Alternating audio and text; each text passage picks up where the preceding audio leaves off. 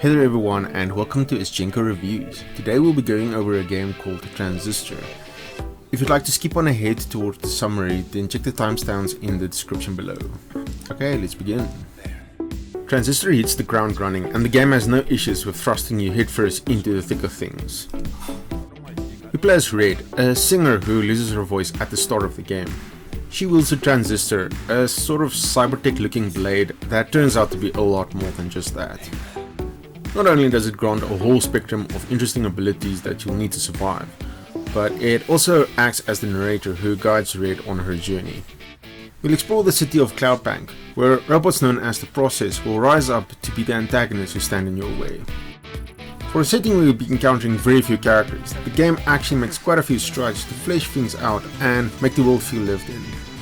There are many terminals and logs to be found that give some extra character and story information. These can be skipped, but I enjoyed the extra context and information that they added to the story.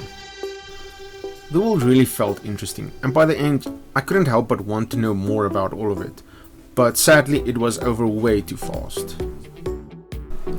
Very early in the game you will find out exactly who the main villains are, and you will see why they are doing the things that they're doing with the Process. Combat is presented with some satisfying cyberpunk undertones, and the most notable aspect of Transistor's combat that you'll notice is the turn meter at the top of the screen. The seemingly basic addition to how the game handles combat is not only fresh and fun, but it actually turns out to be a core gameplay element. And you're definitely going to be needing it in order to emerge victorious from the more grueling fights. The moment you activate turn, you'll have a whole range of options at your disposal. So by moving around or using abilities, you'll slowly deplete your bar. Thankfully, your damage radius and projectile paths are displayed in order to help you make more careful planning. Once you execute your well laid out plan, you get to sit back and watch as Red get to work at lightning speed. But you need to be careful, as things can sometimes not work out as you've intended. While Red gets to bolt around at quicker than normal speeds, your enemies still crawl around at a snail's pace or can even teleport. So if you don't strategize, you'll quite often watch as projectiles fly off mark as your intended target moves slowly out of the way. At the very heart of you laying waste to your many enemies, there are your abilities, which are called functions in the world of Transistor. Now there are 16 functions in total for you to unlock over time, and while that might not sound like too much, there are actually many layers to how you use your functions. And this is where things get really interesting. Each function is broken up into 3 effects: active, upgrade, and passive. So let's use the function breach as an example. To use it as an active ability basically lets you blast a line of energy in front of you. But if you slot breach into the upgrade slot of another function, then that active ability will increase its range effectively, either that or have a greater area of effect. Then lastly, if you decide to slot breach into your passive slot, then Red will basically gain more turn meter. Things start off simple enough, with only a few slots and only a handful of functions to play around with. The deeper you delve into the game, however, you'll start to see that this system has a lot of fun on offer. You can just imagine 4 passives, 4 active abilities, each having their own 2 upgrade slots, and 16 functions in hand. There's literally an endless range of possibilities. If you enjoy having a pet, well then slot the spark upgrade into the help function and gain 2 mechanical dog-like friends. Maybe add in switch as well, so when your dog companions bark at enemies, they'll switch legions to you temporarily. If that's not quite your style, well then maybe slot in help into a passive slot. This will give you a small chance so whenever Red goes into turn, she will turn into a super user, which will give her a godlike insta-kill ability, and that really comes in handy. This might sound a little complex and like a lot to take in, and it kind of is, but in a good way. Like I said, the game slowly eases you into the mechanics, and soon enough you'll find yourself staring at the function screen, happily theory crafting your time away. The story isn't too long, clocking in maybe a little longer than Bastion.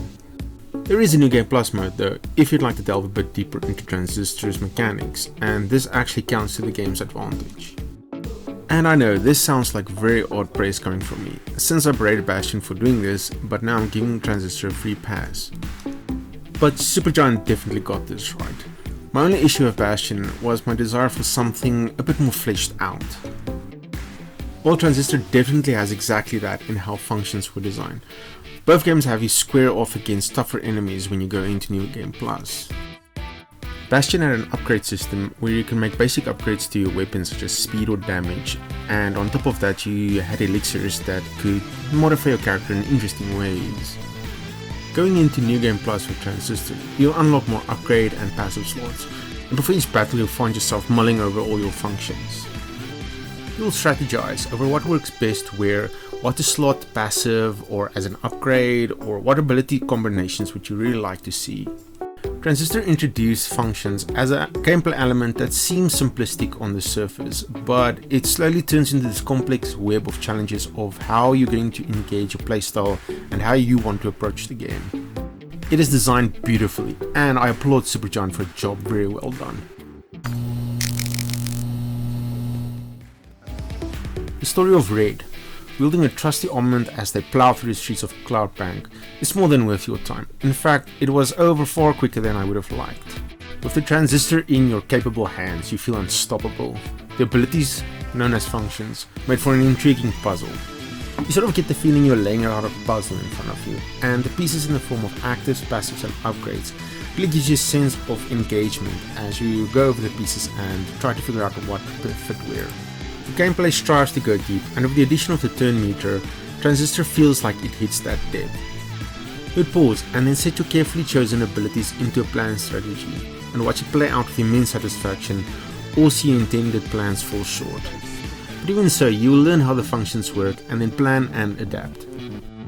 All the pieces of the game come together and form a gratifying whole, and I can't wait to play the other games in Supergiant's growing list of hits.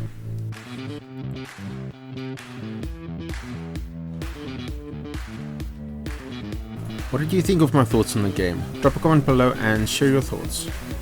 Did you enjoy my review of Transistor? Then hit the like button below. If it wasn't quite your steam, then feel free to hit the thumbs down.